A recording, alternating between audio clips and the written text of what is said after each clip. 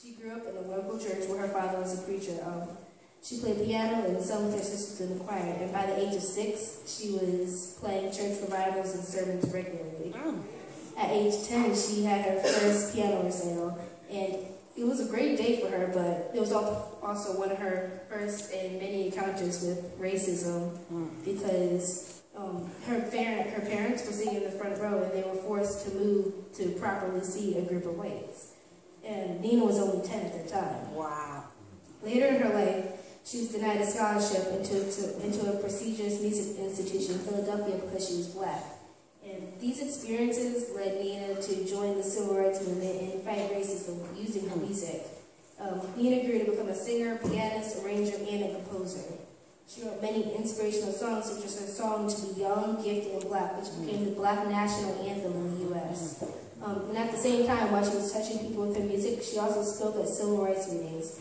However, she did pay a heavy price for fighting the embellishment, and she said that was the reason why that she chose to live abroad. But through it all, she never gave up hope, and no matter how bad things got for her cause, she kept pushing through it. Nina Simone died on April 21st, 2003, but her legacy will live on forever in her music and in everyone she's ever inspired with her story. Young, gifted, and white. Oh, what a lovely, precious dream.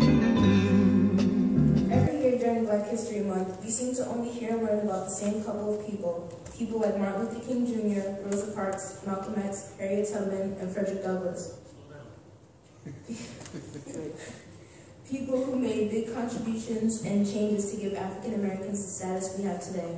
But these are not the only people that have made contributions to our progress as a people. Many African American inventors have created products that have not only been helpful to African Americans, but to all people. These inventions have been used for many years and will be used for many years to come.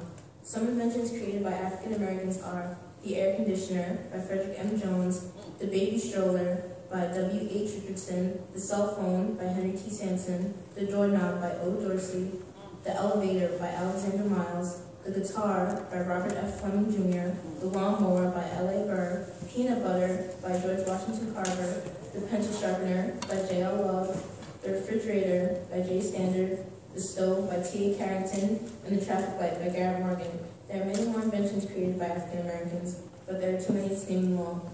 The inventions might sound small, but small inventions like these have helped shape society and the world we live in today. The story of Black people in this country is not just about slavery and struggle. We are also brilliant. We are inventors and innovators. We are revolutionists. We have not only changed this country with our inventions, but we have changed the world.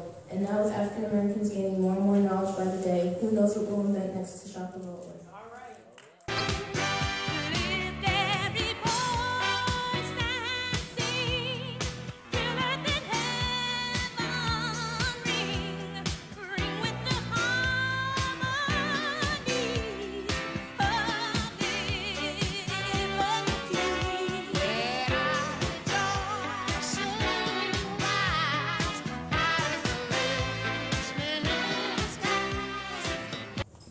Fritz Pollard was the first African-American coach in the National Football League. He was born on January 27, 1894. Fritz grew up in Chicago, and by the time he graduated from high school, he was a talented running back, baseball player, and a 3-time country track champion. Pollard pursued a degree in dentistry, worked as a director for the YMCA, and coached football at Lincoln University. Soon, Pollard signed to play off the Akron Pros in the American Professional Football League. He retired from the football in 1937 and pursued a career in business, remaining the only Black to have coached the NFL until the 1990s. May 11, 1986, he passed away. You ought to been there.